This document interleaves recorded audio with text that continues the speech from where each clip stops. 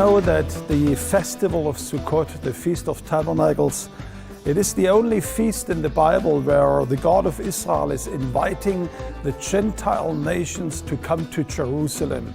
In Zechariah chapter 14, we read that everyone who survives of the nations that went against Jerusalem, they shall go up year after year to worship the King, the Lord of hosts, and keep the feasts of booths.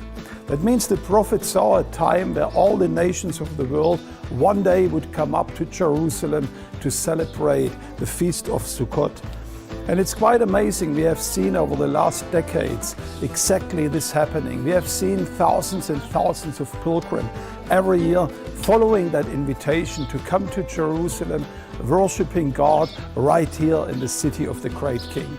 It's quite amazing. This passage refers to one particular nation in a special way.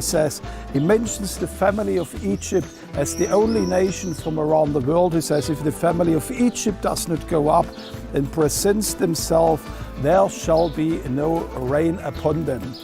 And it's quite amazing. Exactly 1 year before the Corona crisis hit Israel, we had a delegation coming for the first time to the Feast of Tabernacles from Egypt. There were around 20 Egyptian leaders that joined the celebration of Sukkot here in Jerusalem, and we were standing on the platform of the stage of the Feast of Tabernacles, and somebody came to me and he showed me his WhatsApp message. He says, this is happening right now in Egypt. And there were news reports, you can Google it yourself, that at that time in an unprecedented way there was rain all over the nation of Egypt. And I want to encourage you, wherever you are coming from, maybe your nation needs a fresh rain of revival. Maybe your nation needs healing. The Bible says if you come to Jerusalem to celebrate the Feast of Tabernacles, to worship the God of Israel, he says there will be a promise of rain for your nation.